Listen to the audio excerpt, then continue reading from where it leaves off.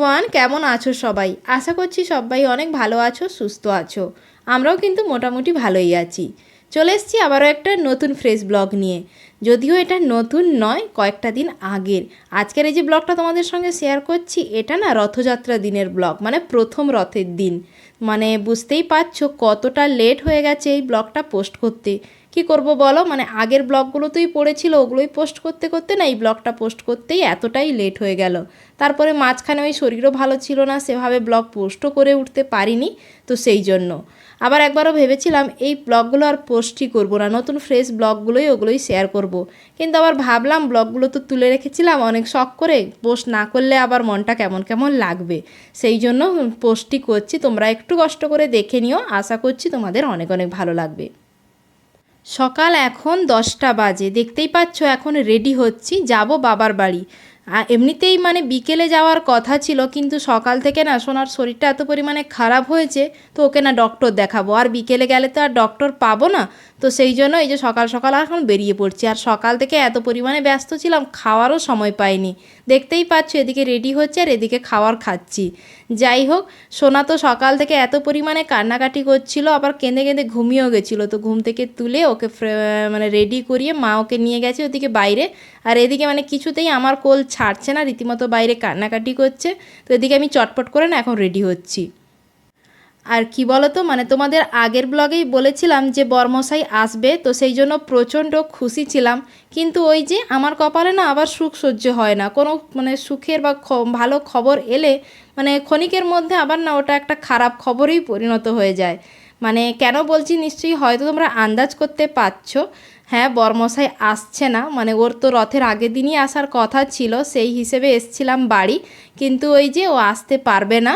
তো সেই জন্য প্রচণ্ড মন খারাপ ছিল, কান্নাকাটি করেছিলাম প্রচণ্ড পরিমাণে। মাঝখানে দুদিন আর কোনো ব্লগই শ্যুট করিনি। আর আগের দিন থেকে সোনার শরীরটাও খুব একটা মানে খারাপ করেছে। তো সেই জন্য এই যে এখন এই যাচ্ছি বাবার বাড়ি। মানে কথা তো ছিল তিনজন একসঙ্গে রথের দিন বিকেলে যাব, কিন্তু কি আর করা যাবে বলো, না আসতে পারলে তো আর কিছু করার নেই। মন খারাপ নিয়ে ঘরে বসে থেকেও লাভ নেই। তো সেই জন্য এই যে এখন বেরিয়ে পড়েছি। যাওয়ার আগে যে ঠাকুমা শুয়েছিল বাইরে, ঠাকুমার সঙ্গে দেখাও করে নিলাম। তো দিয়ে এই যে দেখতে পাচ্ছ মানে সকাল থেকে এত পরিমাণে বৃষ্টি হয়েছিল, রথের দিন তো সকাল থেকে কিন্তু অনেক ভালোই বৃষ্টি হয়েছিল। আর এখন ওই যে দেখো মেঘলা মেঘলা ওয়েদার হয়ে আছে, একটু আগেই বৃষ্টিটা থেমেছে। আর এই রাস্তাটা দেখো বৃষ্টির দিনে এত পরিমাণে কাদা হয়ে যায়। তো যাই হোক, চলে এসেছি এখন রাস্তার ধারে। মানে যে টোটোকে বলেছিলাম বিকেলে যাব, তাকে বলেছিলাম সকালে আসার পারবে কি না, কিন্তু বললো না আসতে পারবে না ও। তো সেই জন্য মানে রাস্তা যেহেতু অনেক টোটো অটো যায়, ওগুলোতেই উঠে পড়বো, সেই জন্য মাও বসেছিল। তো দিয়ে এই যে চলে এসেছি, মানে একদম সোজা চলে গেছিলাম ওকে ডক্টর দেখাতে, ডক্টর দেখিয়ে চলে এসেছি।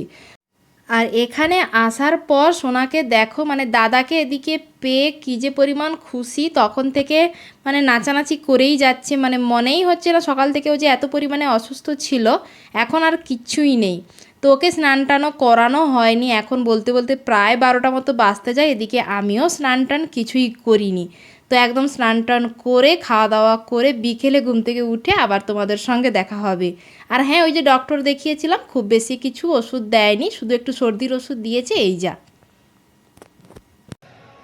তো ওপরে চলে এসেছি, এখন এই যে রেডি হব। সোনা তো উঠেছে অনেকক্ষণই হলো, খাইয়ে দাইয়ে ওকে রেখে এসেছি, আমি রেডি হয়ে ওকে রেডি করাবো। তো ডাক্তার তো দেখিয়ে এসেছিলাম, সকালে একটু তো জ্বর জ্বর ছিল, আবার না একটু জ্বর ওর মানে জ্বর জ্বর করছে, ঘ্যান ঘ্যান করছে, একটু ওষুধ দিয়ে দিলাম জ্বরের ওষুধ দিতে। এখন বাবু ফিট আছে, ঘোরাঘুরি করছে। আর এই রাস্তা দিয়ে বাজনাবাটি যাচ্ছিল, ওইসব আওয়াজ পেয়ে তো মানে রীতিমতো নাচানাচি করছে। আর এখানে মাইক বাজছে, তো তাই আওয়াজ আসছে খুব। তো চলো এখন রেডি সেডি হয়ে একদম দেখা হবে। ছোট বোনরাও একটু পরে চলে আসবে। আর জানি মনটা তো খারাপ, বর্মশাই আসেনি বলে মনটা প্রচণ্ড খারাপ। আজকে তবু একটু সামলে নিতে পেরেছি, কালকে প্রচণ্ড কষ্ট পেয়েছিলাম, কান্নাকাটি করছিলাম। কিন্তু কি করব বলো, বাস্তবটা তো মেনে নিতেই হবে, কিছু করার নেই। তো যাই হোক, কি বলো তো, মানে কালকে না একটা জায়গায় যাওয়ার আছে সবাই মিলে, মানে যাদের যাওয়ার কথা ছিল না তারা এখন সবাই যাবে, আর ও তো আসবে, যাবে বলছিল, কিন্তু ওই আসতে পারলো না, সেই জন্য মনটা আরো খারাপ লাগছে। এলে সবাই একসঙ্গে হতাম, দারুণ হই হুল্লোড় হতো। তো এইসব ভেবে মনটা একটু খারাপ লাগছে। তারপর আবার বলি ঠিক আছে, যাই হোক, যেটা হচ্ছে হয়তো হোক, কি আর করা যাবে। তো তো চলো এখন রেডি সেডি হই, নিচে অলরেডি মা রেডি হয়ে গেছে, আমাদের রীতিমতো তাড়া দিচ্ছে চল চটপট বেরো, বাচ্চাগুলোকে নিয়ে একটু ঘুরে আসবি। তো চলো একদম রেডি হয়ে না তোমাদের সঙ্গে আবার দেখা হচ্ছে। তো এই যে দেখো এদিকে একদম রেডি হয়ে পড়েছি, তো একদম রেডি হয়ে চলে এসেছি নিচে, শুধু না মানে সিঁদুরটা যে মাথায় নেই একদম ভুলে গেছিলাম। এখানে এসে আয়নায় এসে দেখি যে সিঁদুরটাই মাথায় নেই, তো ওটাই পরছিলাম। আর এই যে আমার ক্যামেরাটা এখন করছিল দিদির মেয়ে, তো ওকে বলছিলাম আমাকে দেখা ঠিকঠাক করে আমার লুকটা কেমন লাগছে না লাগছে। তো আমাকে দেখানোর পরে ওই যে দেখো ও নিজের লুকটাও ক্যামেরায় একটু দেখিয়ে নিল। তো তারপরে ওই যে বোনরাও আসবে বলেছিলাম, ওরাও চলে এসছে, মানে আমি ওদিকে রেডি হচ্ছিলাম তখনই ও চলে এসছিলো। এই যে দেখো ওরাও চলে এসছে, আর সোনাকে তো অলরেডি রেডি করিয়ে দিয়েছি। মেশো ওদিকে চা খাচ্ছে দেখে, আর ও তো চা খুব খেতে ভালোবাসে, তাই মেশোর কাছ থেকে দেখো একটুও সরছে না, চা খেতে দাঁড়িয়ে গেছে। আর এদিকে মনটাও আমার খারাপ ছিল, কারণ আমি বরমশাই তিনজনে মিলে একসঙ্গে আসার কথা ছিল, কিন্তু কি আর করব, মন খারাপ করে তো কোনো লাভ নেই। আর এদিকে দেখো বোন কিভাবে নাচানাচি করছে, মানে ওর বিয়ে হয়ে গেছে, বাচ্চা হয়ে গেছে, কিন্তু ওই বাচ্চামি ভাবটা ওর এখনও কাটেনি। যাই হোক রেডি হয়ে আমরা সবাই মিলে কিছু ছবি তুলেছিলাম, ওগুলোই তোমাদের সঙ্গে শেয়ার করলাম। কেমন লাগছে আমাদের সবাইকে অবশ্যই কিন্তু কমেন্ট করে জানিও। তো এই যে দেখো সবাই মিলে সেজে গুজে রেডি হয়ে বেরিয়ে পড়েছি রথের মেলা দেখতে। আর ওই যে সামনে সোনাকে দেখো মনের আনন্দে হেঁটে হেঁটে চলে যাচ্ছে রথ দেখতে। যদিও রথ আসতে এখন অনেকটাই দেরি আছে, ওই সন্ধে হলে রথে আলো জ্বলবে তখন রথ আসবে। কিন্তু মা বিকেল থেকে এত পরিমাণে তাড়া দিচ্ছিল আমাদের, মানে উঠে পড় রেডি হ রথ চলে আসবে এইসব বলে চিৎকার করে করে আমাদেরকে রেডি করিয়ে বার করিয়ে দিয়েছে ঘর থেকে। তো যাই হোক এই যে আমরা বেরিয়ে পড়েছি, সোজা এখন যাচ্ছি ফুচকার দোকানে। আর দেখতেই পাচ্ছ রাস্তার দুধারে কত দোকান বসেছে। আর রথের মেলা বলতে যেগুলো প্রথমেই চোখে ভাসে ওই যে জিলিপি, পাঁপড়, ঝুরি ভাজা, এইসবের দোকান তো থাকবেই। তার পাশে এই যে দেখো বাচ্চাদের সমস্ত খেলনাপাতির দোকান। আর ওই যে দেখতে পাচ্ছ ওই যে হাতে যে মেহেন্দির ছাপ, মানে সেই ছোটোবেলা যখন মেলায় যেতাম তখন ওগুলো লাগাতাম। এখন তো বড় হয়ে গেছি আর ওগুলো লাগানোই হয় না। ওই মেলার সময় ওগুলো চোখে পড়ে, তো ওগুলোই দাঁড়িয়ে দাঁড়িয়ে দেখছিলাম আর পুরনো কথাগুলো ভাবছিলাম। আগে ছোটোবেলায় না ওগুলো লাগাতে এত পরিমাণে ভালো লাগতো। যাই হোক ওদিকে ফুচকা খেয়ে দিয়ে এখন এই যে হেঁটে হেঁটে যাচ্ছি বাড়ির দিকে। আর রাস্তার দুধারে এত দোকান, বাচ্চারা তো দাঁড়িয়ে গেছে জিনিসপত্র কেনার জন্য। তো ওই যে বাচ্চাদের জন্য টুকটাক কয়েকটা জিনিস কেনাকাটি করছিলাম। আর সোনাও মানে ওদিকে কি কিনবে না কিনবে বুঝেই উঠতে পারছে না, এটার দিকে হাত বাড়ায় ওটার দিকে হাত বাড়ায়। আর এই যে দেখো যেতে যেতে রাস্তার মানে ধারে এই যে জিলিপি ভাজছিল দোকানে, মিষ্টির দোকানে, যে জিলিপি আর মিষ্টি, তার সঙ্গে এই যে মানে জগন্নাথ দেবের প্রিয় ভোগ মালপোয়া, তো ওগুলোই। আর এখানে যে গরম গরম জিলিপি ভাজছে। আর সত্যি বলতে মানে জিলিপি খেতে কিন্তু আমার দারুণ লাগে, ওই ছোটো ছোটো সরু সরু জিলিপি হবে মুচমুচে গরম গরম। তোমাদের কার কার ভালো লাগে অবশ্যই কিন্তু জানিও। তো যাই হোক ওই যে যা মানে হেঁটে হেঁটে যাচ্ছিলাম, আর এই যে এত দোকানগুলো বসে গেছে, আর এই যে একটা দোকান রয়েছে খেলনায় ভর্তি, বাচ্চাদের চোখ তো এখান থেকে সরছেই না। ওই দোকানটায় সবাই মিলে ঢুকে গেছিলাম, বাচ্চারা কে কী কিনবে এটা সেটা ওগুলোই। তো এই যে সোনার জন্যও দেখছিলাম কি কিনবো না কিনবো। আর তার সঙ্গে সঙ্গে এই যে আমরা বড়রাও কিন্তু ঢুকে গেছি, দেখছিলাম ওখানে মানে কি রয়েছে না রয়েছে, মানে বাচ্চাদের খেলনার সঙ্গে সঙ্গে বড়দেরও টুকটাক অনেক জিনিসই রয়েছে। আমিও ওখান থেকে কিন্তু একটা কানের ছোট্ট ইয়াররিংস কিনেছি। আর এই যে রঙিন সাপটা দেখেছো, এটা কিন্তু বোন কিনে দিয়েছে সোনাকে। তো যাই হোক মানে মোটামুটি ঘোরা হয়ে গেছে আমাদের এক রাউন্ড, যদিও রথ আসতে এখন তো অনেকটা দেরি আছে। তো সেই জন্য এখন এই যে চলে যাচ্ছি আবার বাড়ির দিকে, কারণ বাচ্চারা এত পরিমাণে আড়ি করছে খেলনাপাতি দেখে বেশিক্ষণ আর ওখানে থাকাই যাবে না। তো যাই হোক এই যে দেখো চলে এসেছি বাড়িতে। আর এই যে বোনের বর দুটো চরকি কিনেছে দুটো বাচ্চার জন্য, দিয়ে এখন নিজেই বাচ্চার মতো কেমন লাফালাফি করছে দেখো। মানে এই উৎসব অনুষ্ঠানে বড়রাও না বাচ্চা হয়ে যায়। তো দেখো কিভাবে লাফাচ্ছে, ওটাই আমরা দেখছিলাম আর হাসছিলাম।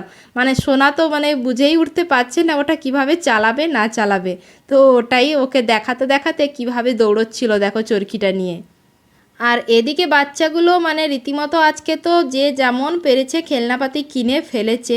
আবার সোনার কাণ্ড দেখো, মানে ওদিকে ওর নিজের খেলনাগুলো বাদ দিয়ে দাদারা যেগুলো কিনেছে না ওগুলো ধরেই আবার ওর টানাটানি, মানে নিজের যেগুলো কিনে দেওয়া হয়েছে ওগুলো আবার ওর পছন্দ নয়।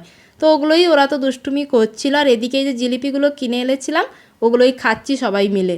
তো এখন তো রথ আসতে দেরি আছে, তো খাওয়া দাওয়া করে তারপর আবার মুখ হাত ধুয়ে আবার রথ দেখতে যাব। আর এদিকে দেখো এই যে বলতে বলতে সন্ধেও নেমে গেছে, রথও চলে আসছে।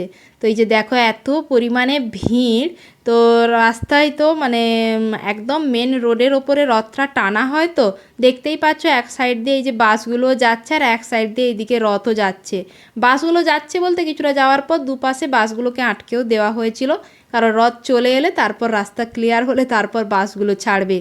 দেখতে পাচ্ছ কত পরিমাণে ভিড়, একদম মেন রোডের ওপরেই জায়গাটায় এত পরিমাণে ভিড় হয় এই রথের সময়টা। ইচ্ছে ছিল রথের দড়িটা টানবো, সেই মতোই গেছিলাম, কিন্তু এত পরিমাণে ভিড়, তার উপরে কোলে সোনা রয়েছে আর একদিকে না আমি ক্যামেরা করছি। তো সত্যি বলতে এই ভিড়ে আর বাচ্চাটাকে নিয়ে আর গেলাম না রথের দড়িটা ছুঁতে, কারণ ওখানটা এত পরিমাণে ভিড়ে ঠাসা ছিল। তো সেই জন্য এই যে দূরে দাঁড়িয়ে মানে ভিডিওটা করছিলাম।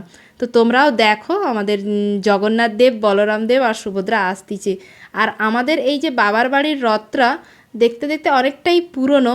আগে বলতে গেলেই রথটা গ্রামের রথ ছিল, আর এখন দেখতে দেখতে গেলে মানে এটা পুরো বাবার বাড়ির রথেই পরিণত হয়ে যাচ্ছে এখন।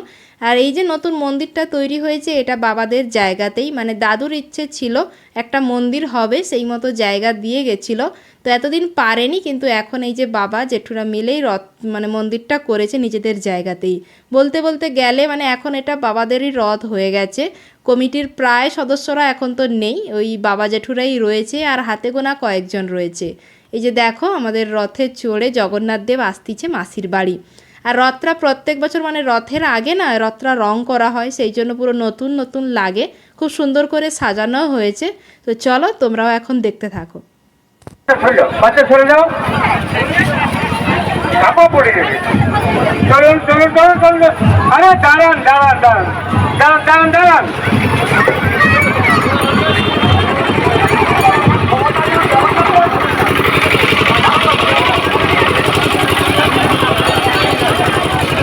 এদিকে আসুন, এদিকে